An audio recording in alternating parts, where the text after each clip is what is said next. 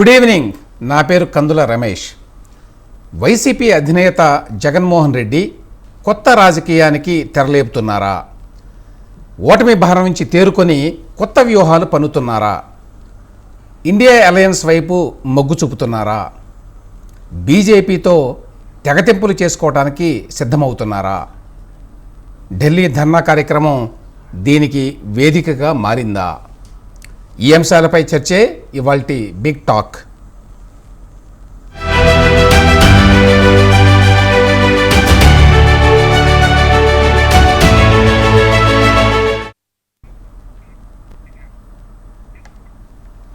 ఇవాళ ఢిల్లీలో ధర్నా కార్యక్రమం పేరుతోటి జగన్మోహన్ రెడ్డి గారు రాజకీయ కార్యక్రమం చేశారు.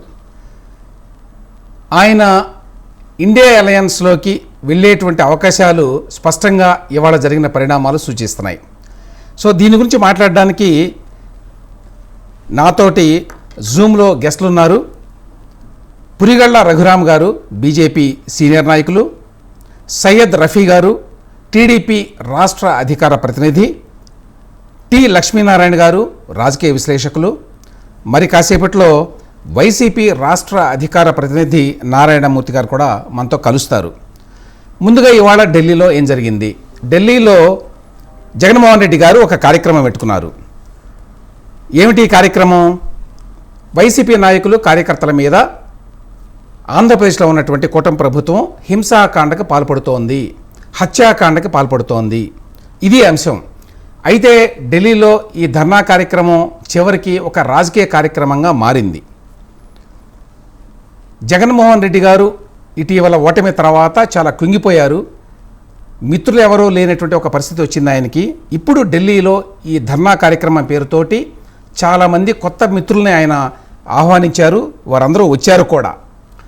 సమాజ్వాదీ పార్టీ, ఆమ్ ఆద్మీ పార్టీ, తృణమూల్ కాంగ్రెస్, ఉద్ధవ్ శివసేన, ఏఐడిఎంకే, ఇండియన్ యూనియన్ ముస్లిం లీగ్, ఈ పార్టీల నాయకులందరూ కూడా వచ్చి జగన్మోహన్ రెడ్డి గారికి సంఘీభావం తెలిపారు. అంతేకాదు ఆంధ్రప్రదేశ్లో ఉన్నటువంటి కూటమి ప్రభుత్వంపై విమర్శలు కూడా చేశారు. మరి జగన్మోహన్ రెడ్డి గారు ఇంతకాలం పాటు బీజేపీ తోటి చాలా బాగా ఉన్నారు, నిజానికి వారికి లోపాయకారి ఒప్పందం ఉన్నది అనేటువంటి విమర్శలు కూడా ఉన్నాయి. అటువంటి నేపథ్యంలో మరి ఇండియా అలయన్స్కి సంబంధించినటువంటి పార్ట్నర్స్ అందరూ maybe except for Congress party, ఒక కాంగ్రెస్ పార్టీ మినహా మిగతా ముఖ్య పార్టీలన్నీ, ఇండియా అలయన్స్లో ఉన్న భాగస్వామ పార్టీలన్నీ కూడా ఇవాళ ఆ పార్టీలకు చెందినటువంటి నాయకులు, రిప్రజెంటేటివ్స్ ఢిల్లీ ధర్నాలో జగన్మోహన్ రెడ్డి గారి పక్కన నిలబడి ఆయనకి సంఘీభావం తెలిపి ఆయనకి మద్దతుగా మాట్లాడారు. సో ఏ రాజకీయ మార్పులకి ఇది సంకేతం?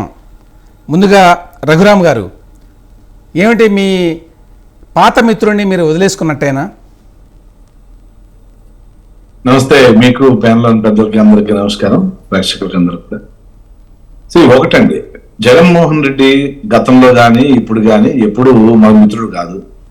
మాకు గతంలో చంద్రబాబు నాయుడు గారు మిత్రపక్షంగా ఉన్నారు, అంతకుముందు ఎన్డీఏలో ఉన్నారు, దాని తర్వాత విడిపోయారు. మళ్ళీ చంద్రబాబు నాయుడు గారు భారతీయ జనతా పార్టీతో కలిసి నరేంద్ర మోడీ గారితో ప్రయాణం చేస్తున్నారు రెండోసారి.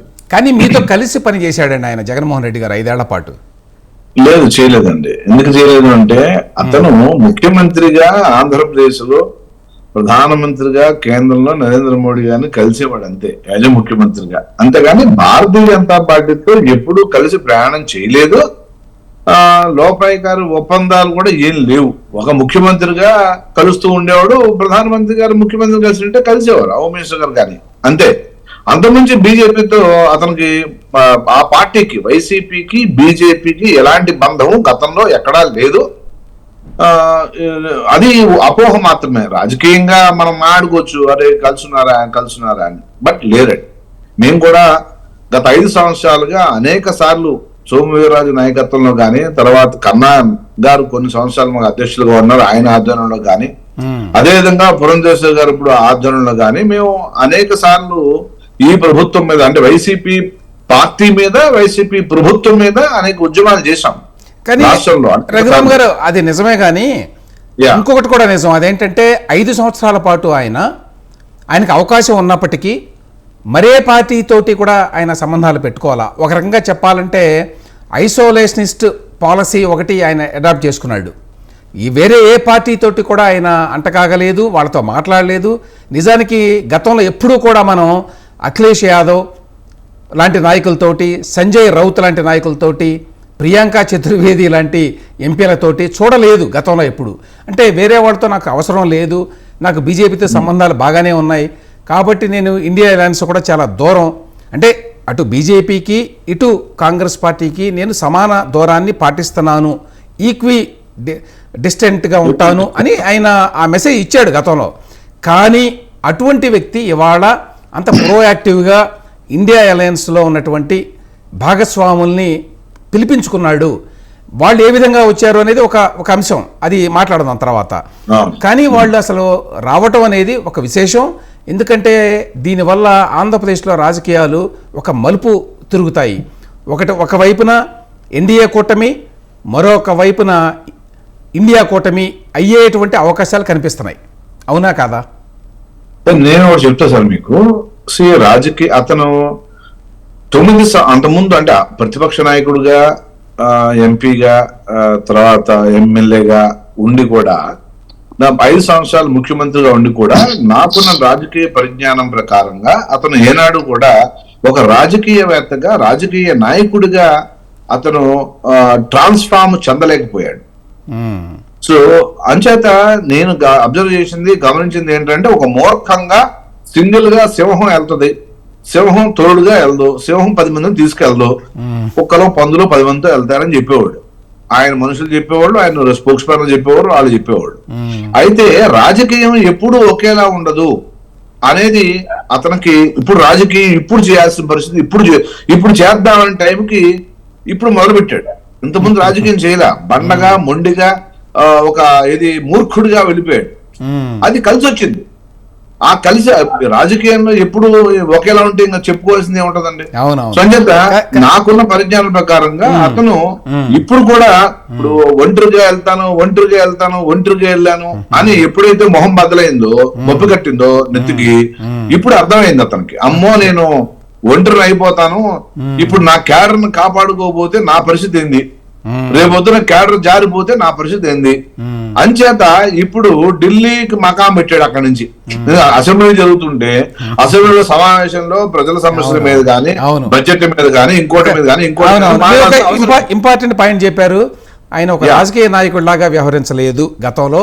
ఇప్పుడు పరిస్థితులు మరి అందుకు పురుకొలిపినాయి. ఆయన్ని తప్పనిసరిగా రాజకీయ అవతారం ఎత్తాల్సి వచ్చింది ఇన్నాళ్ళ తర్వాత. రఫీ గారు, మీరు ఇప్పుడు జగన్మోహన్ రెడ్డి ఒంటరివాడు, ఆయన ఏమైనా చేయొచ్చు అని అనుకుంటున్నారేమో. ఇప్పుడు మరి ఆయన బలగం పెరగబోతున్నాయి అని ఇవాళ ఢిల్లీ పరిణామాలు సూచిస్తున్నాయి. నమస్కారం సార్, రమేష్ గారు. నమస్తే. మీకు అలాగే ప్యానెల్లో ఉన్నటువంటి పెద్దలు లక్ష్మణ్ గారు, రఘురామ్ గారు, అలాగే స్వతంత్ర టీవీ వీక్షకులందరికీ కూడా శుభసారి. జగన్మోహన్ రెడ్డి పరిస్థితి ఎలా ఉందంటే, వరదలో కొట్టుకుపోతున్నటువంటి వ్యక్తి సహాయం కోసం ఎవరు చేయి చాపినా లేదా గడ్డిపోత దొరికినా దాన్ని పట్టుకొని బయటపడదామనేటువంటి పరిస్థితిలో అతను ఉన్నాడు. ఒక పక్కన చూస్తే కోర్టులో ప్రతిరోజు అతను సిబిఐ కోర్టుకి అటెండ్ అవ్వాల్సినటువంటి పరిస్థితులు ముందుకు వస్తూ ఉన్నాయి. గత 5 సంవత్సరాలుగా కోర్టుకు వెళ్లకుండా అతను మేనేజ్ చేసుకున్నాడు. ఎలా మేనేజ్ చేసుకున్నాడో, అతనుకున్న 22 మంది ఎంపీలు, రాజ్యసభ సభ్యులతో బీజేపీకి అవసరమైనప్పుడల్లా వాళ్ళు అడగకపోయినా ఇచ్చుకుంటూ రాష్ట్ర ప్రయోజనాలు పక్కన పెట్టి అతని ప్రయోజనాల కోసమే కాపాడుకుంటూ వచ్చాడు. ఇప్పుడు ఏమైంది, ఎవరినైతే వ్యతిరేకించాడో తెలుగుదేశం పార్టీ కేంద్రంలో కీలకమైన భాగస్వామిగా మారింది. ఇప్పుడు అతను చేసిన ప్రయత్నం ఏంటి, అసెంబ్లీ జరుగుతూ ఉంటే తగుదనమ్మ అంటూ అక్కడ ధర్నా కార్యక్రమం తీసుకొని ప్రధానమంత్రి, హోంమంత్రి ఇంటర్వ్యూల కోసం ప్రయత్నం చేశారు. నాకు తెలిసి అటు నుంచి ఏమీ పెద్దగా ఫలానా డేట్న ఫలానా టైంకి రమ్మని కలవండి అని చెప్పి వచ్చినట్టుగా ఎటువంటి వర్తమానం అతనికి వచ్చినట్టుగా లేదు.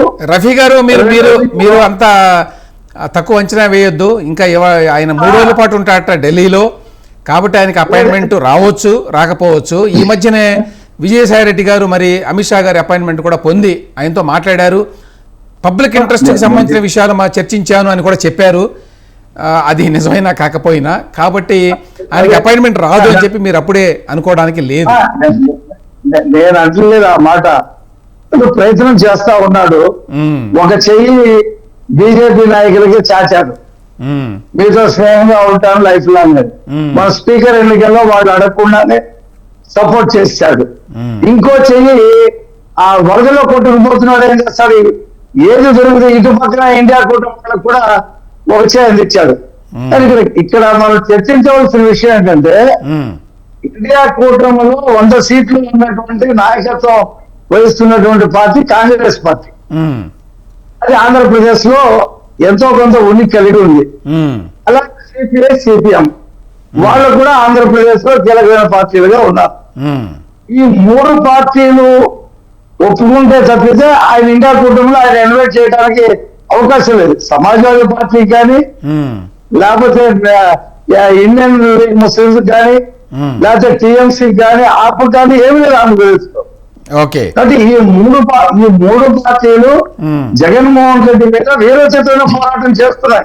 ఇప్పుడు కూడా అతని విధానాల మీద, అతను మాట్లాడుతున్న విధానం మీద ఆ 3 పార్టీలు ఒప్పుకోకుండా అఖిలేష్ యాదవ్, మమతా బెనర్జీ కాదు రఫీ గారు, వాళ్ళు కూడా ఒప్పుకొని రారు అని చెప్పి గ్యారంటీ ఏమీ లేదు. ఇది మొదటి దశగా చూడాలి దీన్ని. జగన్మోహన్ రెడ్డి ఇండియా కూటమి వైపు వెళుతున్నారా? ఇవాళ ఢిల్లీలో జరిగిన ధర్నాలో చాలామంది ఇండియా కూటమి భాగస్వామ్య పక్షాలు వచ్చినాయి, చాలామంది నాయకులు వచ్చారు. సమాజ్వాదీ పార్టీ నుంచి అఖిలేష్ యాదవ్, అలాగే రామ్ గోపాల్ యాదవ్, తృణమూల్ కాంగ్రెస్ నుంచి నదీముల్ హక్ ఎంపీ గారు, అట్లాగే ఉద్ధవ్ శివసేన నుంచి ఎంపీ ప్రియాంక చతుర్వేది, ఈ విధంగా చాలామంది నాయకులు వచ్చారు. తంబిదురాయ్ గారు వచ్చారు, అన్నా డిఎంకే నుంచి వచ్చి కలిశారు, మద్దతు తెలిపారు. ఆమ్ ఆద్మీ పార్టీ నుంచి కూడా ప్రతినిధి వచ్చారు, రాజేంద్ర పాల్ గౌతమ్. ఇంతమంది మరి గతంలో ఎన్నడూ కూడా జగన్మోహన్ రెడ్డితో ఎటువంటి సంబంధాలు లేని వ్యక్తులు, ఎటువంటి మరి గతంలో ఎటువంటి మీటింగుల్లో ఎప్పుడు పాల్గొన్నటువంటి పార్టీలు ఇవాళ ఢిల్లీలో ఈ ధర్నాకు వచ్చి తోడుగా నిలిచినాయి. జగన్మోహన్ రెడ్డి కంటే విశేషంగానే చెప్పుకోవాలి. ఇంతమందిని రప్పించగలగడం కూడా విశేషమే. బహుశా విజయసాయి రెడ్డి గారి పాత్ర ఇందులో ఉన్నది అని చెప్పి చాలామంది చెప్తున్నారు. లక్ష్మీనారాయణ గారిని ప్రశ్న అడిగే ముందుగా సమాజ్వాదీ పార్టీ నాయకుడు అఖిలేష్ యాదవ్ గారు ఏమన్నారో ఒకసారి చూద్దాం. सही है कि कल तक जगन जी मुख्यमंत्री थे, आज वो मुख्यमंत्री हैं. ये जरूर नहीं है कि कल वो मुख्यमंत्री रहें और कल जगन मुख्यमंत्री न बन जाएं. और बुलडोजर का जो कल्चर डेमोक्रेसी में आया है, हम समाजवादी लोग कभी स्वीकार नहीं कर सकते हैं. आखिरकार सरकार ये कर करके क्या मैसेज देना चाहती है? सरकार क्या डराना चाहती है? लोग खुशी से जुड़े, डर के न जुड़े. लोकतंत्र की जीत तभी होगी, अच्छा मुख्यमंत्री वही माना जाएगा जो डराए नहीं. और जो डराने वाले लोग हैं वो बहुत दिन सत्ता में नहीं रहते हैं. डराने वाले लोग सत्ता से बाहर जाते हैं. और मैं धन्यवाद देना चाहता हूं जगन और उनके पार्टी के वर्कर्स के, जो हिम्मत से जो इन कठिन परिस्थितियों में भी अपने नेता के साथ हैं. और मैं देख रहा हूं कि जगन जहां नेता हैं लेकिन वो अपने वर्कर के बीच में हैं. जो नेता वर्कर रहता है वो नेता हमेशा बना रहता है. आज वर्कर्स के लिए लड़ रहे हैं. यही वर्कर्स हैं जो कल आपको लड़ करके वहां पर दोबारा पहुंचाएंगे. సమాజ్వాదీ పార్టీ నాయకుడు అఖిలేష్ యాదవ్ గారు ఇంకా చాలామంది కూడా మాట్లాడారు.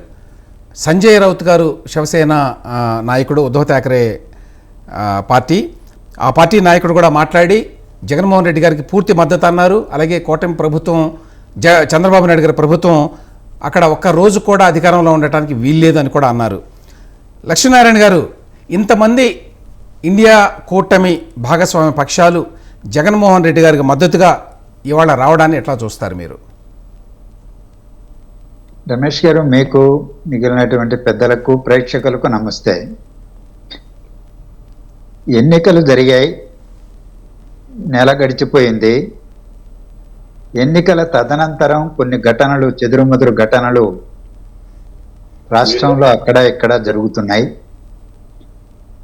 అధికారంలోకి వచ్చినటువంటి పార్టీల కార్యకర్తలు, నాయకులు, ప్రతిపక్షంలో ఉన్నటువంటి పార్టీ కార్యకర్తలు, నాయకులు కూడా అక్కడక్కడ ఘర్షణల్లో గాయపడినటువంటి ఉదంతాలు ఉన్నాయి. కానీ అది చాలా నెగ్లిజిబుల్ ఘటన. వినుకొండలో జరిగినటువంటి హత్య రాజకీయాలకి ఏమాత్రం సంబంధం లేనటువంటి హత్య. ఇవాళ జగన్మోహన్ రెడ్డి గారు ఆ సమస్యను ఢిల్లీ వరకు తీసుకెళ్లి ఢిల్లీలో ధర్నా చేయాల్సినంత సమస్య అసలే కాదు. రాష్ట్రంలో శాసనసభ జరుగుతున్నది. రాష్ట్రంలో ఇతర ప్రాంతాల్లో జరుగుతున్నటువంటి ఘటనలు ఏవైనా ఉంటే రాజకీయపరమైన, రాజకీయపరమైన కాకపోయినా వినుకొండ లాంటి హత్య అయినా హత్యే. ఆ ప్రస్తావన చట్టసభలో, శాసనసభలో, శాసన మండలిలో చేయవచ్చు. అవి అలాంటి ఘటనలు పునరావృతం కాకుండా చర్యలు తీసుకోమని కోరవచ్చు. కానీ ఏకాఏకిన ఆ పని చేయకుండా ఇక్కడ ఢిల్లీకి వెళ్ళి ధర్నా పెట్టాల్సినంత అవసరం ఏమొచ్చింది అనేది ప్రజలందరూ అడుగుతున్నటువంటి, భావిస్తున్నటువంటి అంశం. ఇక ఢిల్లీకి అక్కడ ధర్నాకు అఖిలేష్ యాదవ్ ఇతరులు వచ్చారు. అదే పెద్ద ఆశ్చర్యకరమైనటువంటిది కాదు నా దృష్టిలో. ఎందువల్ల అంటారు?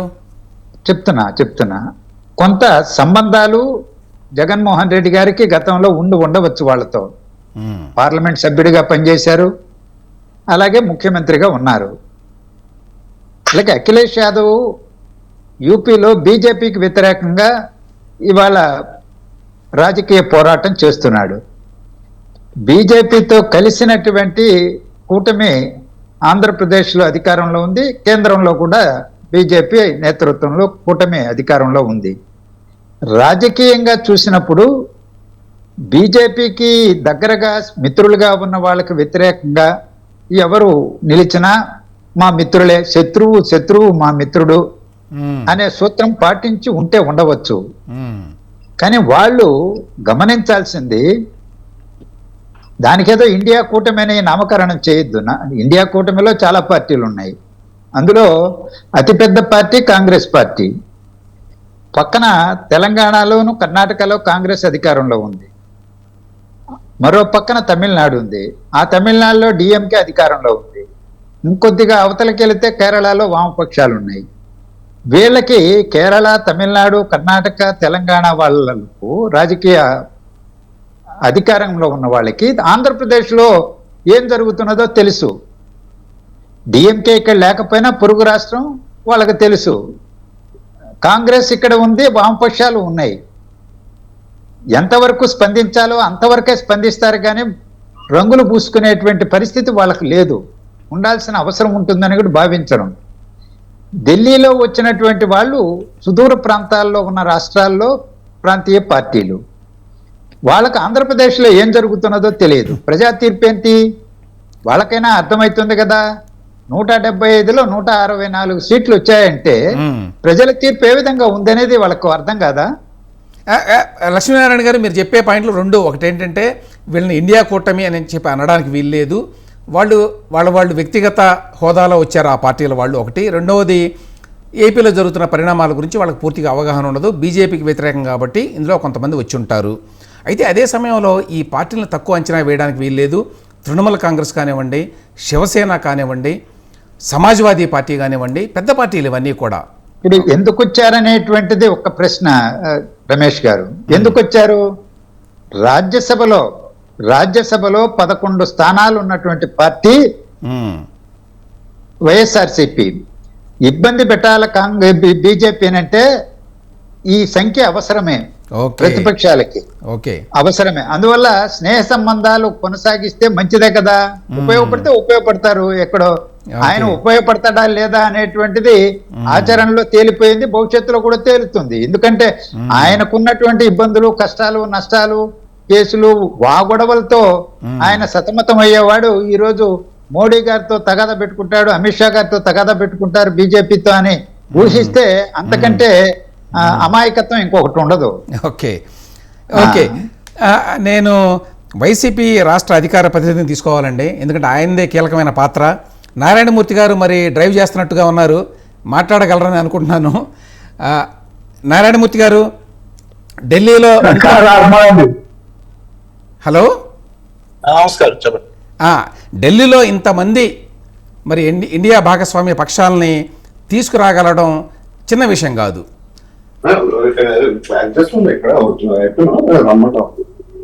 ఓకే, ఎక్కడి నుంచి వాయిసెస్ వస్తున్నాయి. ఇంతమందిని ధర్నా కార్యక్రమానికి తీసుకురావడం, మరి జగన్మోహన్ రెడ్డి గారికి వాళ్ళు మద్దతుగా మాట్లాడడం, అదేవిధంగా ఏపీ గవర్నమెంట్ కూడా క్రిటిసైజ్ చేయడం, ఇవన్నీ చిన్న విషయాలు కాదు. ఇంకొక విషయం ఏంటంటే జగన్మోహన్ రెడ్డి గారు గతంలో ఎప్పుడు కూడా వేరే పార్టీలతోటి ఆయన ఎప్పుడు ఎటువంటి సంబంధాలు పెట్టుకోలేదు. అటువంటి మరి జగన్మోహన్ రెడ్డి గారు ఇవాళ పిలవగానే అందరూ వచ్చారు. అంటే ఇందులో మరొక అంశం ఏంటంటే బీజేపీతో గతంలో సత్సంబంధాలు మెయింటైన్ చేసినటువంటి జగన్మోహన్ రెడ్డి గారు ఇప్పుడు ఇండియా అలయన్స్ వైపు మొగ్గు చూపుతున్నారు అనేది క్లియర్గా మనకు అర్థమవుతోంది ఇవాళ జరిగినటువంటి ఈ పరిణామాలను చూస్తే.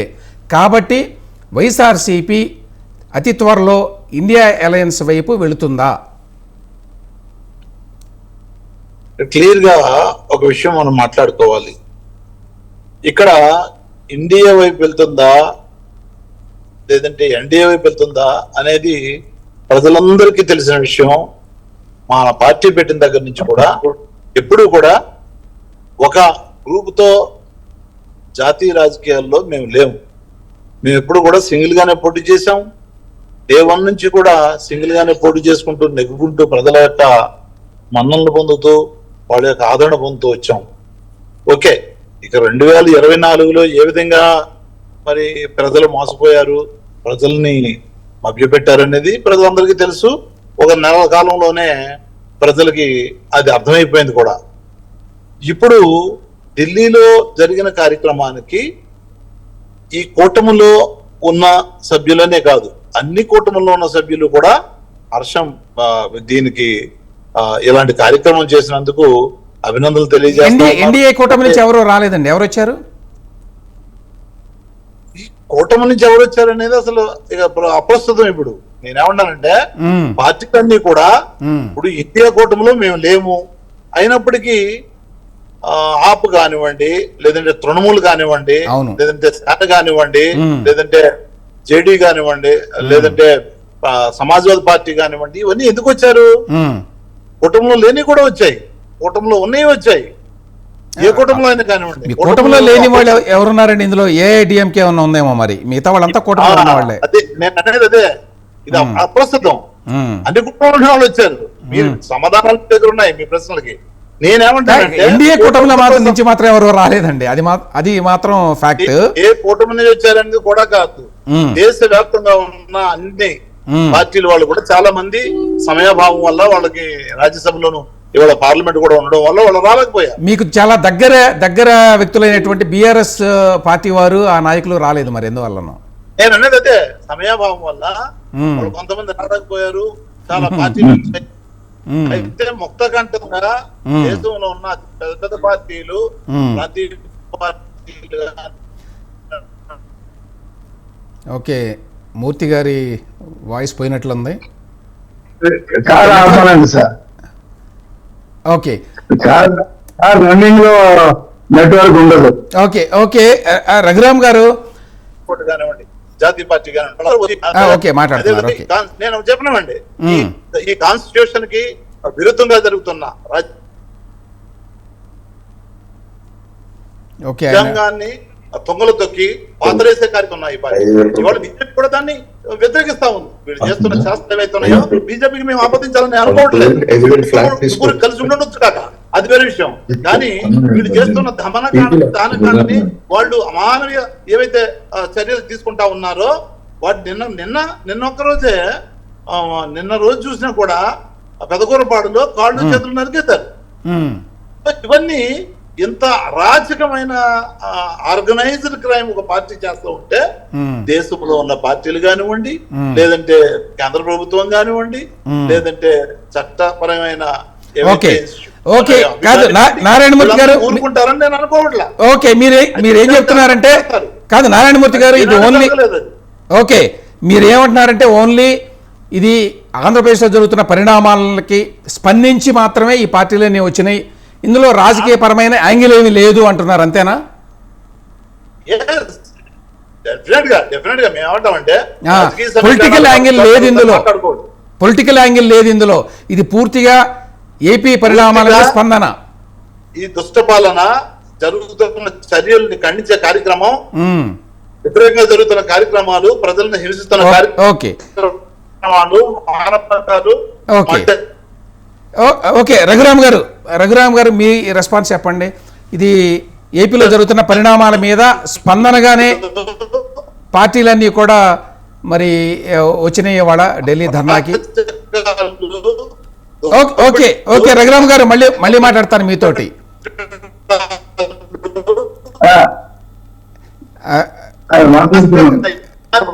రఘురామ్ గారు మీరు చెప్పండి, మూర్తి గారు మీతో తర్వాత మాట్లాడతాను.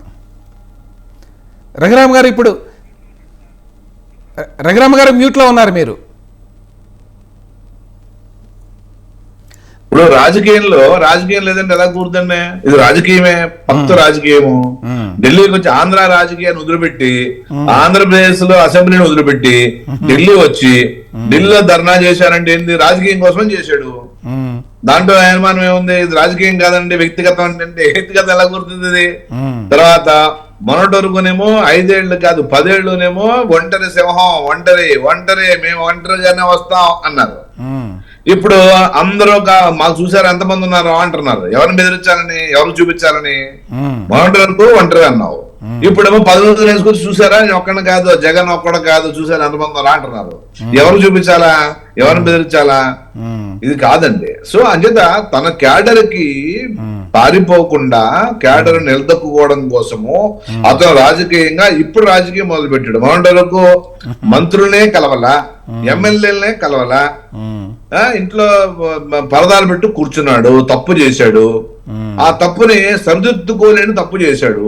అతని వల్ల నీవు నేర్పిన విద్య నీరజాక్ష అని నువ్వు చెప్పిన విద్య కదా, 5 ఏళ్ళు నువ్వేం చేసావు? ఎర్రన్నాయుడిని కొట్టావు, కొల్లు రవీంద్రను లోపలేసావు, ఎవరిని పడితే కనిపించినట్టుగా నీకు నచ్చకపోతే రఘురామకృష్ణ కొట్టావు. నీకు నచ్చకపోతే కొట్టడమే, కేసు పెట్టడమే. కేసు పెట్టి ఒక సినిమాలో ఉందండి 40 ఏళ్ల క్రితం, ఒక సినిమాలో నూతన ప్రసాద్ అంటాడు, అరెస్ట్ చేస్తే పోలీసుగా అరెస్ట్ చేస్తాడు. అరెస్ట్ చేస్తే అడుగుతారు రావుగోపాల్ ఏ రూల్ ప్రకారం అరెస్ట్ చేస్తారని నాకు చెప్పాలంటే, అదా నేను పోలీస్ స్టేషన్కి వెళ్ళి పుస్తకం చూసి చెప్తాను. అలా అరెస్టులు చేశాడు, తర్వాత కేసులు కట్టారు. సో అంచేత నేను నేర్పిన విద్య నీరజాక్ష అన్నాడు.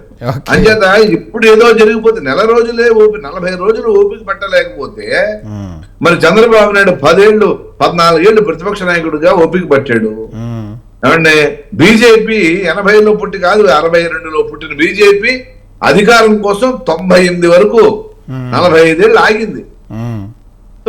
రాజకీయంలో ఎంత ఓపిక లేకుండా 40 రోజులకి కాదు రఘురామ్ గారు పొలిటికల్ గా ఇప్పుడు అందరూ అనుకుంటున్నది ఏమిటంటే, ఇప్పుడు ఆయన అధికారం లేదు, ఇక్కడేమో కూటమి ప్రభుత్వం ఉన్నది, దాంతో మరి ఈ కేసులు గొడవలు వీటిల్లో ఎక్కడో సమస్య వస్తుంది. దానికి తోడు ఇక్కడ చంద్రబాబు నాయుడు గారు వీళ్ళ ప్రభుత్వం కూడా కొత్తగా కేసులు పెట్టి అనేక అంశాల మీద ఇప్పటికే ఏదో సిఐడి ఎంక్వైరీ అంటున్నారు, అవసరమైతే ఈడీ ఎంక్వైరీ, సిబిఐ ఎంక్వైరీలు కూడా వేస్తామంటున్నారు.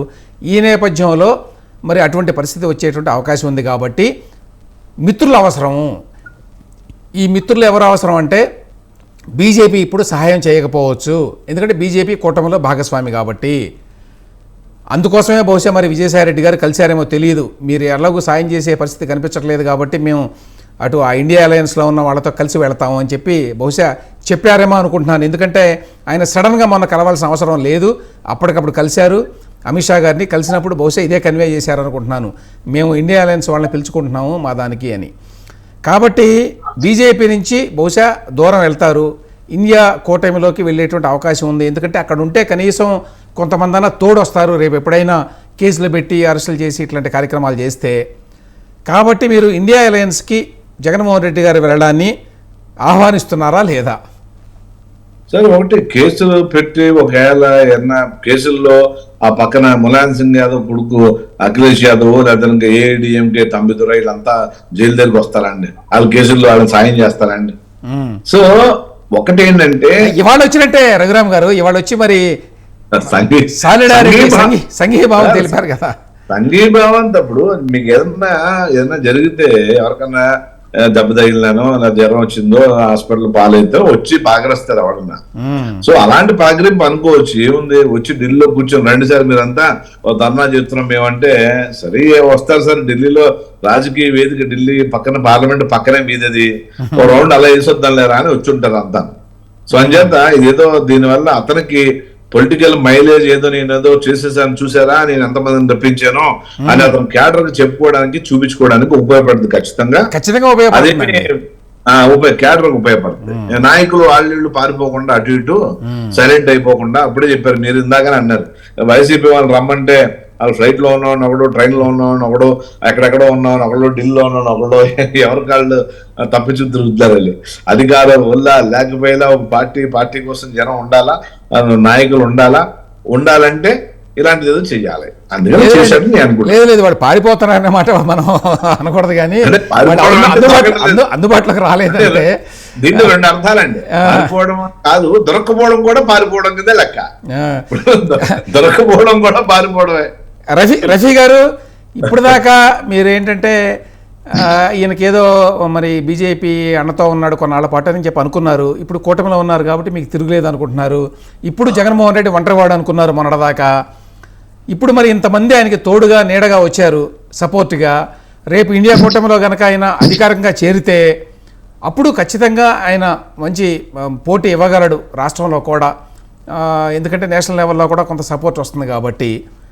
ఆ రకంగా చూసినప్పుడు మీరు ప్రతిపక్ష హోదా ఇవ్వకపోయినా కూడా జగన్మోహన్ రెడ్డి గారు ఒక బలమైన ప్రతిపక్షంగా రాష్ట్రంలో ఉండటానికి అవకాశం ఉందా లేదా? చెప్తుంటే అందులో మీరు కట్ చేశారు, యాడ్ ఇచ్చి ఆంధ్రప్రదేశ్ లో మాత్రం వేశారు ఆ ఛాన్స్. ఆంధ్రప్రదేశ్ అవతల ఉత్తరప్రదేశ్ లోనో మహారాష్ట్రలో లేదా బెంగాల్లోనే ఛాన్స్ ఉంటూ ఉండొచ్చు, కానీ ఆంధ్రప్రదేశ్ లో ఉన్నటువంటి ఉభయ కమ్యూనిస్ట్ పార్టీలు, ఆంధ్రప్రదేశ్ లోని కాంగ్రెస్ పార్టీ ఇప్పుడు కూడా ఆయన విధానాల మీద, గతంలో ఆయన ముఖ్యమంత్రిగా ఉన్నప్పుడు చేసిన అరాచకాల మీద సలంగా ఉన్నారు వాళ్ళు.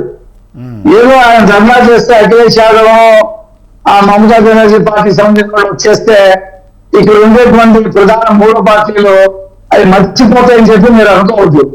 రెండోది ఏంటంటే ఢిల్లీలో కూడా ఇండియా కూటమిలో ఉభయ కమ్యూనిస్ట్ పార్టీలు ఇటు కాంగ్రెస్ కానీ రాజా కానీ వాళ్ళందరికీ తెలుసు ఆంధ్రప్రదేశ్ లో ఏం జరిగిందో, ఈయన హయాంలో ఎన్ని హత్యలు జరిగినో. ఇవాళ ధర్నాలో ఆయన కూర్చోబెట్టిన వాళ్ళు అనంతబాబు ఉన్నాడు, డోర్ డెలివరీ చేసినటువంటి అనంతబాబు ఉన్నాడు, అనేక మంది హత్యలు చేసినటువంటి వాళ్ళందరూ అక్కడే ఉన్నారు. విజయసాయి రెడ్డి ఎదుర్కొంటున్నటువంటి సమస్య ఏంటో ఆ ఢిల్లీలో ఉన్నటువంటి ఆ పార్టీకి తెలియదు, మేము తెలియజేస్తాం. ఇప్పుడు ఆయన వాళ్ళకి తెలియజేశారు కదా, ఈ 5 సంవత్సరాల్లో జరిగినటువంటి అరాచకం ఎందుకు ప్రజలు అతన్ని ఓడించారు, 114 సీట్లు మాకు ఎందుకు ఇచ్చారు, 11 సీట్లకి ఎందుకు పరిమితం చేశారు అనేది ఇప్పుడు మేము తెలియజేస్తాం. ఎందుకంటే అతను ఏదో కూర్చొని ధర్నా చేస్తున్నారని చెప్పి అనుకున్నాం. మాకు కూడా ఎంపీలు దాదాపు 20 మంది దాకా ఉన్నారు. మేము ఆ 20 మంది ఎంపీలు, ఆ ఎంపీలకి వచ్చినటువంటి నాయకులకి ఈయన చిట్టా అంతా చూపిస్తాం. ఎందుకంటే ఆయన ఒక ఫోటో ప్రదర్శన పెట్టాడు ఆ జంతర్ మంతర్ రోడ్డు, ఒక టెంట్ వేసి, ఖరీదైన టెంట్ వేసి. మేము కనుక పెంచే ఢిల్లీలో 4-5 వీధులు సరిపోవు అతని హయాంలో జరిగినటువంటి అరాచకాలకు సంబంధించినటువంటి ఫోటో ప్రదర్శన పెడితే. కానీ రఫీ గారు మీరు పెట్టలేకపోయారు కదా 5 ఏళ్లలో. ఆయన వాళ్ళ బ్రహ్మాండంగా ఆర్గనైజ్ చేశాడు ఆయన పార్టీ ఢిల్లీలో. ఫోటో ఎగ్జిబిషన్ అని చెప్పి, వీడియోలు అని చెప్పి, పెద్ద పెద్ద ఫోటోగ్రాఫ్స్ పెట్టి బాగా ఆర్గనైజ్ చేశారు. చాలా మందిని పిలిచారు, అందరూ వచ్చారు. మరి వాళ్ళు ఎన్ని చూశారో తెలియదు, మొత్తానికి కార్యక్రమం అయితే బాగా భారీగా చేశారు. ఏమన్నా ఆయన దగ్గర లక్షల కోట్ల డబ్బు ఉంది, ఖర్చు పెడతాడు. ఇప్పుడు నేను ఒకటే ఛాలెంజ్ చేస్తున్నానండి, ఆయన బీజేపీని విమర్శించగలడా? బీజేపీ ఇప్పుడు ఇండియా కుటుంబాలు పొద్దున పార్లమెంట్ దగ్గర బడ్జెట్ ను వ్యతిరేకిస్తూ ప్రదర్శన చేశారు. ఈ ఎంపీ అక్కడికి వెళ్ళలేదే. బీజేపీని విమర్శించే దమ్ము ధైర్యం లేదు. నేను ఇందాకే చెప్పాను కదా, అతను అగమ్య గోచరంలో ఉన్నాడు. ఏం చేయాలో పాలుపోవట్లేదు, అధికారం లేకుండా ఉండలేడు. హైకోర్టుకి వెళ్తున్నారండి ఏదైనా ప్రతిపక్ష నాయకుడు హోదా ఇవ్వమని చెప్పి. ఆల్రెడీ సుప్రీంకోర్టు కాంగ్రెస్ కి ప్రతిపక్ష హోదా ఇచ్చే విషయంలో స్పష్టమైన తీర్పు చెప్పింది.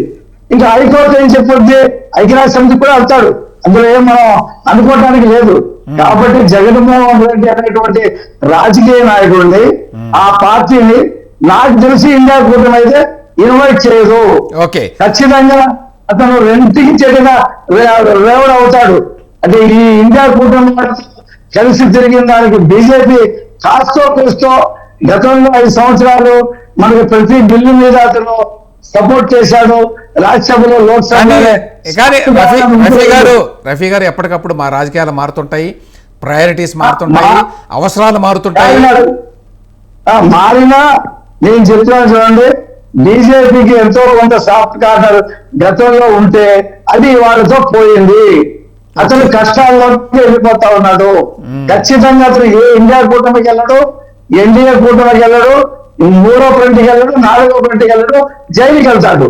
మీరు చూడండి, కావాలంటే అతనికి 2 సంవత్సరాల కంటే పైబడినటువంటి శిక్ష అతనికి తొందరలో పడబోతా ఉంది. 1 సంవత్సరం లోపల ఆ ఉన్నటువంటి ఎమ్మెల్యే కూడా రద్దు అవుద్ది, ఆ పార్టీ కూడా కనుమరుగైపోతుంది. కాబట్టి కాంగ్రెస్ పార్టీ రెడీగా ఉంది ఆ పార్టీ కార్యకర్తల్ని, నాయకుల్ని అట్రాక్ట్ చేయడానికి. చాలా మంది మాతో టచ్ లో ఉన్నారు, మేము అలా బీజేపీతో టచ్ లో ఉన్నారు, జనసేనతో టచ్ లో ఉన్నారు. మేము ఎవరిని తీసుకోవాలన్నా ముగ్గురం కలిసి నిర్ణయించుకొని తీసుకోవాలని చెప్పి అనుకున్నాం. అది మునిగిపోయేటువంటి నాబాది జగన్మోహన్ రెడ్డి నదిలో కొట్టుకుపోతున్నటువంటి ఒక వ్యక్తి అంటాడు. అతని గురించి ఇంత పెద్దగా ఆలోచించవలసిన అవసరం లేదు.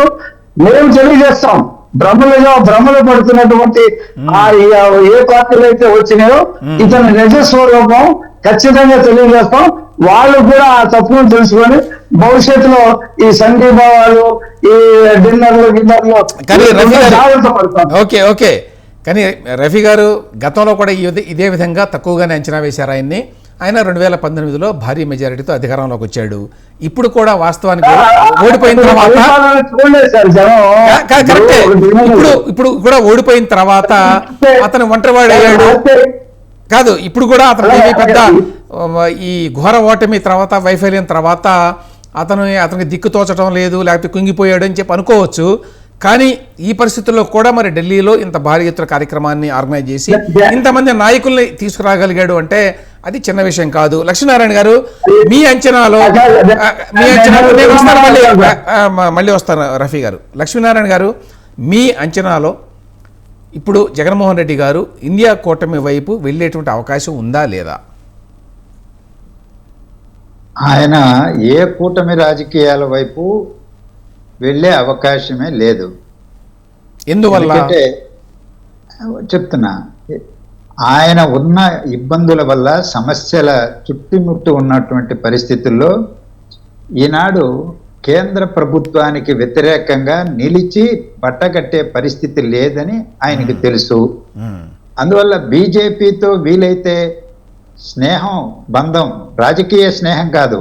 గతంలో నిర్మలా సీతారామన్ గారు చెప్పారు, ఆయన స్వయంగా చెప్పాడు జగన్మోహన్ రెడ్డి గారు, మోడీ గారితో నాకు రాజకీయ బంధం కాదు, రాజకీయాలకు అతీతమైన బంధం ఉందని. అదే కొద్దిగా రిఫ్లెక్ట్ కూడా అయింది ఎన్నికల ప్రచారంలో. మోడీ గారు ఆయన్నేమి టార్గెట్ చేసి విమర్శలు కూడా చేయలే. అంటే మోడీ గారు కూడా తెలివైన వాడే, ఎందుకు చేయలేదు? రాజకీయం ఉంది అందులో. నేను ఇంతకుముందు ప్రస్తావించా, రాజ్యసభలో టీడీపీకి ప్రాతినిధ్యం లేదు, ఆయనకే ఉన్నారు మొత్తం 11 మంది. వాళ్ళకి అవసరం ఉంటుంది, ఇప్పుడు కాకపోతే రేపో ఎల్లుండో ఎప్పుడో అవసరం ఉంటుంది. అందువల్ల అలాగే నలుగురున్నా కానీ లోక్సభలో కూడా బలమైన ప్రతిపక్షం ఉన్నది. ఈరోజు ఇండియా కూటమి సభ్యులందరూ గెలిస్తే ఇబ్బందులు పడుతున్నారు. నలుగురు కూడా మ్యాటర్స్, వాళ్ళను పోగొట్టుకోవాలని బీజేపీ కోరుకోదు, బీజేపీ నాయకత్వం. ఇక్కడ ఆంధ్రప్రదేశ్లో ప్రభుత్వంలో ఉండొచ్చు, విమర్శలు చేయొచ్చు, అన్ని రఘురామ్ గారు విమర్శలు చేయొచ్చు, అంతా బాగానే ఉంటుంది. కానీ అక్కడికి వచ్చేటప్పటికి ఎవరి స్ట్రాటజీ వాళ్ళకు ఉంటుంది, అందువల్ల మెయింటైన్ చేస్తూనే ఉంటారు. ఇప్పుడు విజయసాయి రెడ్డి గారికి ఎందుకు ఇంటర్వ్యూ ఇచ్చారు?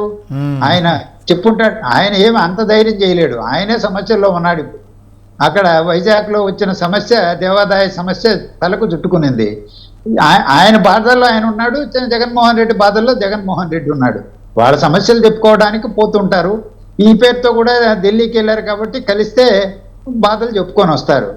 ఇక్కడ ఆంధ్రప్రదేశ్లో శాంతి భద్రతలు ఇదైపోయినాయి, రాష్ట్రపతి పరిపాలన పెట్టండి అనేది బయటికి చెప్పేటువంటిదే. కానీ వాళ్ళు మేము ఉన్నాము, మాకు రాజ్యసభలో ఉన్నారు, మేము అక్కడ 39% 40% ఓట్లు వచ్చినాయి, మేము అధికారం కోల్పోయి ఉండొచ్చు కానీ మేము రాజకీయంగా మేము బలంగానే ఉన్నామని చెప్పుకోవడం ద్వారా తమ ఉనికిని చాటుకోవడానికి ఇది ఉపయోగపడుతుంది. అందుకనే వాళ్ళని పిలిచి ఉండొచ్చు. కానీ వాళ్ళని పిలిచడంలో కూడా అసౌకర్యం ఉంది. ఇప్పుడు అఖిలేష్ యాదవ్ వచ్చాడు, యూపీలో ఆయన ప్రధాన ప్రత్యర్థి బీజేపీకి. ఈరోజు బీజేపీ ఏ విధంగా తీసుకుంటుందో నాయకత్వం మరి అంటే బయటికి చెప్పకపోవచ్చు, లోపల మా శత్రువులతో కలుస్తున్నారు కదా మీరు అనే భావన పడింది అనుకోండి, ఆయనకే నష్టం చేకూరుస్తుంది. ప్రజలు కూడా అలాగే భావిస్తారు. అలా అంటే ఈరోజు ఆంధ్రప్రదేశ్ రాజకీయాలు, ఎన్నికల వాతావరణం, ఇవన్నీ కూడా దేశ రాజకీయాలపైన ప్రభావం కలిగించింది. రాజకీయ పార్టీలకు తెలుసు వాస్తవ ఏంటి అనేది. నిన్నటి వరకు ఏం జరిగింది? వివేకానంద రెడ్డి గారి హత్యను గురించి ఎప్పుడైనా ఢిల్లీకి వెళ్ళి చేశావని ఎవరు ప్రశ్నించారండి? మీరు, నేను, ఇంకెవరన్నా? TDP BJP ప్రశ్నించిందా? షర్మిల గారు ప్రశ్నించారు. మరి ఏంటిది? ఆమె ఎవరు? కాంగ్రెస్ పార్టీ పిసిసి అధ్యక్షురాలు. అలాగే రాష్ట్ర సమస్యలపైన ఎప్పుడైనా ధర్నా పోయి చేశారా అని అడిగింది ఆమె. కానీ కాదండి, జగన్మోహన్ రెడ్డికి తెలియదంటారా? రిస్క్ తీసుకుంటున్నాను నేను, ఇండియా అలయన్స్ పార్ట్నర్స్ అందరినీ పిలిస్తే బీజేపీకి కోపం వస్తుంది అనే విషయం ఆయనకు కూడా తెలుసు కదా.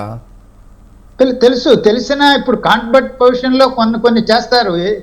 అది దింపుడు కళ్ళ ఆశ. ఇప్పుడు ఏదో తెలుగుదేశం, బీజేపీ, జనసేన గఠబంధనం ఉంది, పైన కింద అధికారంలో ఉన్నారు అని మీరు భావించవచ్చు. ఆయన అన్నాడు గతంలో ఎన్నికల్లో ఓడిపోయిన ఒక రోజు 24 గంటల తర్వాతే రాజ్యసభలో మేమేమన్నాం 11 స్థానాలు ఉన్నాయని అన్నాడు. అవును, ఎవరిని ఉద్దేశించి? టీడీపీని ఉద్దేశించా? రాజ్యసభ సంఖ్యను చెప్పడం అంటే అది కేంద్ర ప్రభుత్వాన్ని మోడీ గారికి గుర్తు చేయడం, అమిత్ షా గారికి గుర్తు చేయడం. నన్ను మీరు దూరం చేసుకోవద్దు, నా సమస్యలు కూడా పట్టించుకోండి, నన్ను కాపాడుకోండి అని చెప్పడం పరోక్షంగా.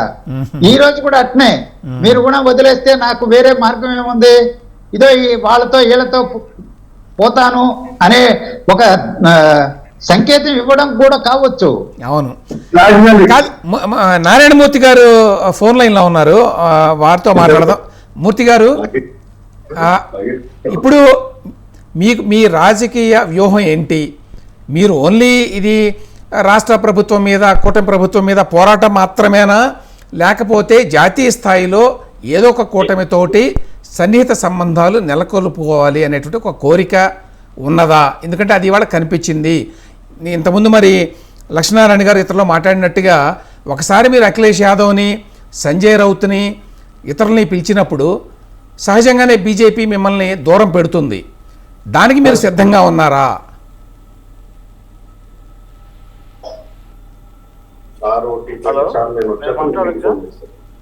హలో, నేను మాట్లాడొచ్చా? మూర్తి గారు, నేను మాట్లాడొచ్చా? మూర్తి గారు ఉన్నారా? నేను మాట్లాడొచ్చా? హలో మూర్తి గారు మాట్లాడండి. మాట్లాడొచ్చా? వినిపిస్తున్నా మీకు? వినిపిస్తోందండి, మాట్లాడండి మూర్తి గారు. ఇప్పుడు లక్ష్మీనారాయణ గారు మాట్లాడినప్పుడు నేను విన్నాను. ఎంత అమానవీయంగా మాట్లాడాడంటే ఆయన, ఎంత దురదృష్టకరంగా మాట్లాడాడంటే, కంటిన్యూగా 36 మంది చనిపోతే, మర్డర్లు జరిగితే, ఇంకొక 38 మంది మానభంగం చేసి చంపేస్తే, తగలబెట్టేస్తే కార్లు, ఎంపీల మీద దాడులు జరిగితే, డైరెక్ట్ గా దాడులు జరిగితే ఆయన చెదురుమదురు ఘటనలు జరిగాయి, అక్కడక్కడ జరిగాయి, ఎంత ముందు జరిగాయి, మీరు దాన్ని మీరే అడిగారు. ఎంత ముందు ఎక్కడ జరిగాయి, ఎంత ముందు మీరెందుకు చేయలేకపోయారు అని అడిగారు. దానికి సమాధానం లేదు. నేను ఏమన్నానంటే ఇట్లా మాట్లాడడం కరెక్ట్ కాదు, సంఘటనలను ఖండించాలి. ఏదన్నా మీ స్టాండ్ ఏదైనా ఉంటే తెలుగుదేశం పార్టీలో జాయిన్ అవ్వాలి విషయం. మిత్రమా, అటువంటి పనికిమాలిన మాటలు మాట్లాడద్దు అంటున్నా నా దగ్గర. నేను అదే చెప్తున్నాను. మూర్తి గారు, నేను ఒక మంచి మిత్రుడిగా మిమ్మల్ని భావిస్తాను, గౌరవిస్తాను. మీలాంటి వాళ్ళ నోర్లు ఫినాయిల్ వేసి కడుక్కోండి. కాదు లక్ష్మీనారాయణ గారు, మీరు తర్వాత రెస్పాండ్ అవుతారు కానీ వారిని మాట్లాడినివ్వండి. కాదు,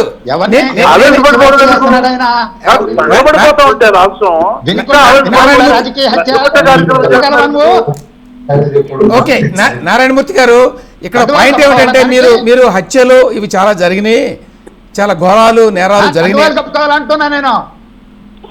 ఇంటికి పంపించారు ప్రజలు, బుద్ధి తెచ్చుకోండి, సమీక్ష చేసుకోండి, ఆత్మవిమర్శ చేసుకోండి. ఓకే ఓకే, అవన్నీ జరుగుతాయి, అవన్నీ జరుగుతాయి. మాట ఎందుకు వస్తుంది? జరిగే ఘటనలకి మిమ్మల్ని మాట్లాడుతున్నారు మీరు. సున్నాయి నొక్కులకి ఎట్లా అంట, మనుషులు ఆహాకారాలు చేస్తా ఉంటే మీరు సన్నాయి నొక్కులను నొక్కడానికి కాదు కదా మిమ్మల్ని పిలిచింది. మీరు అనలిస్ట్ గా ఏం జరుగుతుందో యథార్థంగా మాట్లాడితే బాగుంటది కానీ చంద్రబాబుగా ఉంది అది మాట్లాడితే ఏమాత్రం భావ్యం అంటున్నా నేను, ఏమాత్రం సంస్కారం అంటున్నా నేను, భావ్యము సంస్కారమా ఇది అంటున్నా నేను. మనుషులు ఇది లేకుండా మీరు మాట్లాడుకుంటూ పోతే ఇది కరెక్టా అంట?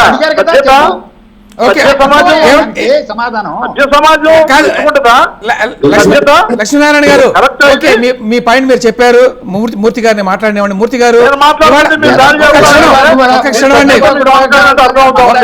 ఒక్క క్షణం పాల్గొన్నటువంటి వాళ్ళతో లక్ష్మీనారాయణ గారు ఏమంటారు అన్న, ఏ విధంగా చూడాలి అంటున్నాను. ఇది కాదా దాడి, ఇది కాదా మానసిక దాడి, కాదు నారాయణమూర్తి గారు, మానసిక దాడి చేస్తారు. ఒక మాట నారాయణమూర్తి గారు, మనం కాదు కాదు అంటున్నా నేను, ఆ రకమైన కాదు అంటున్నా. సంస్కారంగా మాట్లాడితే ఎంతవరకైనా ఓపిక పడతాం. మాట్లాడుతున్నారు మీరు,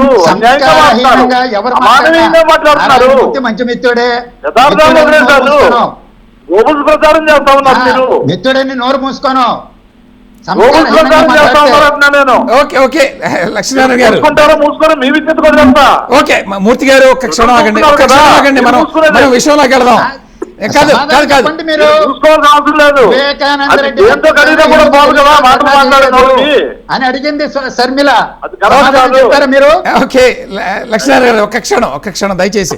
మూర్తి గారు ఒక్క ప్రశ్న అది నిజమైన లక్ష్మీనారాయణ గారు, అదే నిజమైన రాజకీయ హత్య. ఓకే లక్ష్మీనారాయణ గారు ఒక్క క్షణం నన్ను మాట్లాడినివ్వండి. మూర్తి గారు, ఇప్పుడు ఇవాళ హోంమంత్రి గారు ఒక ప్రకటన చేశారు. ఏంటి, ఇవాళ మీరు 35 మందో 36 మందో హత్యకు గురయ్యారు ఈ కొత్త ప్రభుత్వం వచ్చిన తర్వాత అని పదే ఆరోపణ చేస్తున్నారు. ఎవరు ఈ 36 మంది లేక 39 మంది, ఎవరిని హత్య చేశారు? మీ దగ్గర వివరాలు ఉంటే తీసుకొని రండి, మేము కేసులు పెడతాము. మేము కేసులు ఏమండి కంప్లీట్ గా వివరం కూడా ఇచ్చాం ఆల్రెడీ. రాష్ట్రపతికి కూడా పంపిస్తున్నారు. ఇప్పుడు గవర్నర్ చాలా సార్లు ఇచ్చాం, అందరికి ఇచ్చాం, డీజీపీకి ఇచ్చాం, మీకు కూడా పంపిస్తా కావాలంటే. ఓకేనా? ఓకే, నేను ట్రావెల్ లో ఉన్నాను. ఓకేనండి. ఓకే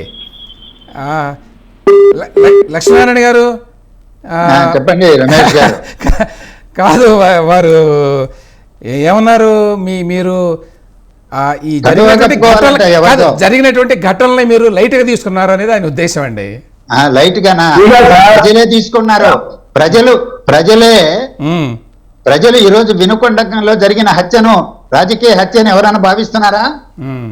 పోల్ నిర్వహించండి, మీరు మీ స్వతంత్ర టీవీ తరఫున పోల్ నిర్వహించండి. అది రాజకీయ హత్య? దేని మీద ధర్నా చేస్తున్నారు? దాని మీదనే కదా. అలాగే శాసనసభ వేదిక ముఖ్యమంత్రి అడిగారు, ఆ 36 మంది 39 మంది లిస్ట్ ఇవ్వండి అని.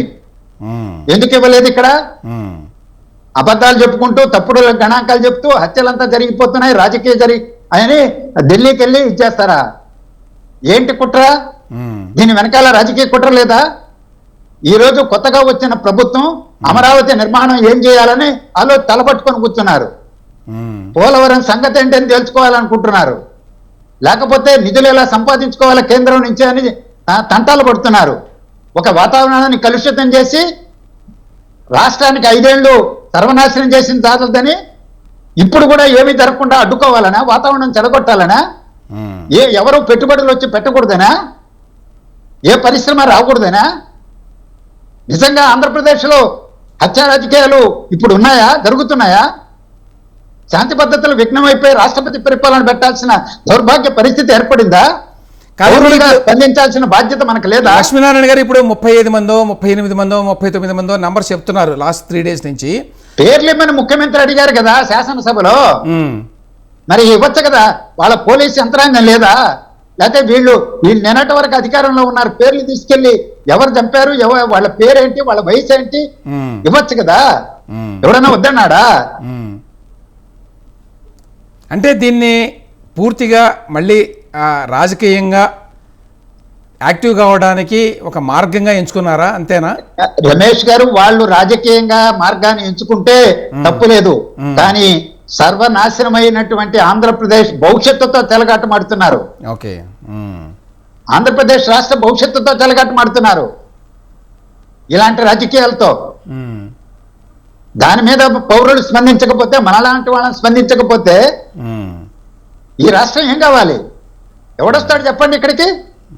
రాయలసీమ నుంచి వచ్చాను నేను. రాయలసీమలో హత్య రాజకీయాలు, గ్రామకృషుల వల్ల ఎవడన్నా ప్రైవేట్ వాడు పెట్టుబడులు పెట్టే పరిస్థితి ఉందా గతంలో జరిగిన చరిత్రలు? ఇప్పుడు రాష్ట్రం మొత్తం అలాగే చేశారు. 5 ఏళ్ళు పాలన ఇలాగే కొనసాగాల? కానీ ఇక్కడ లాస్ట్ పాయింట్ అండి, టైం అయిపోయింది లక్ష్మీనారాయణ గారు. ఇప్పుడు ఓకే, మీరు రాష్ట్ర ప్రయోజనాలని ఉద్దేశించి వీళ్ళు చేయడం లేదు, వాళ్ళ సొంత రాజకీయ ప్రయోజనాల కోసం ఇదంతా చేస్తున్నారు వైసీపీ వారు. అయితే ఢిల్లీలో మరి జాతీయ స్థాయిలో ఉన్నటువంటి ముఖ్యమైన పార్టీలు, ప్రాంతీయ పార్టీలు అయినప్పటికీ చాలా ముఖ్యమైన పార్టీలు, తృణమూల్ కాంగ్రెస్, సమాజ్వాదీ పార్టీ, ఇతర పార్టీలన్నీ కూడా వాళ్ళు మరి ఇంత ఓపెన్గా బహిరంగంగా బయటకు వచ్చి మద్దతు తెలుపుతున్నారు. దీనివల్ల సహజంగానే జగన్మోహన్ రెడ్డి గారికి కూడా కొంత బలం పెరుగుతుంది. దానివల్ల మరి ఆంధ్రప్రదేశ్లో మరి భవిష్యత్తులో రాజకీయాలు మరి మరింత పోటాపోటీగా తయారై మీరు అన్నట్టుగా రాష్ట్ర ప్రయోజనాలకు దెబ్బ తగిలేటువంటి అవకాశం ఉందా? ఇప్పుడు ఆ పోయినటువంటి పెద్ద మనుషులు ఎవరు ఉన్నారో, పార్టీలు ఏవైతే ఉన్నాయో, ఆంధ్రప్రదేశ్కి వచ్చి వాస్తవ పరిస్థితులను తెలుసుకోమని చెప్పి నేను డిమాండ్ చేస్తామన్నా. బాధ్యత రహితంగా వ్యవహరించకూడదు. వాళ్ళు పార్లమెంట్ లో ఉన్నారు. రాష్ట్రం విభజన జరిగినప్పుడు ఆ పార్టీలన్నీ పాల్గొన్నాయి. రాజ్యసభలో కానీ లోక్సభలో కానీ ఏం హామీలు ఇచ్చారు, చట్టంలో ఏమున్నాయి, ఏం అమలైనాయి, ఎందుకు అమలైలు కాలేదు? ఏనాడైనా వీళ్ళు మాట్లాడారా? వాళ్ళకి బాధ్యత లేదా?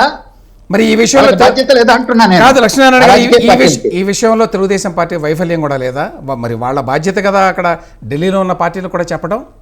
వాళ్ళను కూడగట్టుకోలేకపోవడంలో వాళ్ళ వైఫల్యం, వాళ్ళు ప్రతిపక్షంలో ఉన్నప్పుడు వైఫల్యమే. ఈ రోజు బీజేపీతో ఉన్నారు కాబట్టి వాళ్ళ దగ్గరికి పోలేకపోవచ్చు, కానీ గతంలో పోయి ఉండొచ్చు, పోగేసుకొని ఉండొచ్చు. రాజ్యసభలో లోక్సభలో బలహీనంగా ఉన్నాయని ఉన్నారు వీళ్ళు. వాళ్ళ సహకారం తీసుకొని వాడిని వినిపించుండొచ్చు, కానీ అది అయిపోయింది కదా. అవును, ఈ రోజు ఆ పాత చరిత్ర అంతా తూకుంటూ కూర్చుంటే ఏం లాభం?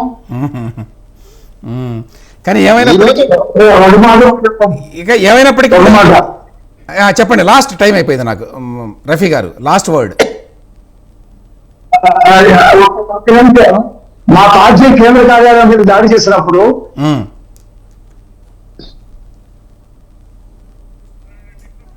ఓకే, నెట్వర్క్ ప్రాబ్లం వచ్చింది. ఏదేమైనప్పటికీ ఇప్పుడు జగన్మోహన్ రెడ్డి గారు మళ్ళీ రాజకీయంగా తన కొత్త ప్రయాణాన్ని ప్రారంభించడానికి సిద్ధం అవుతున్నాడు. ఓటమి నేపథ్యంలో ఇప్పుడు ఏ విధంగా ముందుకెళ్ళాలి అనేటువంటి వ్యూహంలో భాగంగానే ఖచ్చితంగా ఇండియా కూటమిలో ఉన్నటువంటి భాగస్వాముల్ని ఆకర్షించడానికి ప్రయత్నించాడు. అందులో చాలా వరకు కూడా ఆయన విజయం సాధించాడు అని చెప్పాలి. కాబట్టి ముందు ముందు రాజకీయ పరిణామాలు ఆంధ్రప్రదేశ్లో మారవచ్చు. జగన్మోహన్ రెడ్డి గారు కనుక నిజంగానే ఇండియా కూటమిలోకి వెళ్ళడం కానీ, ఇండియా కూటమిలో ఆయనకి యాక్సెప్టెన్స్, ఆమోదం రావడం కానీ జరిగితే దాని ప్రభావం ఖచ్చితంగా ఆంధ్రప్రదేశ్ రాజకీయాల మీద కూడా ఉంటుంది. ఇది ఇవాల్టి big talk. Thank you very much.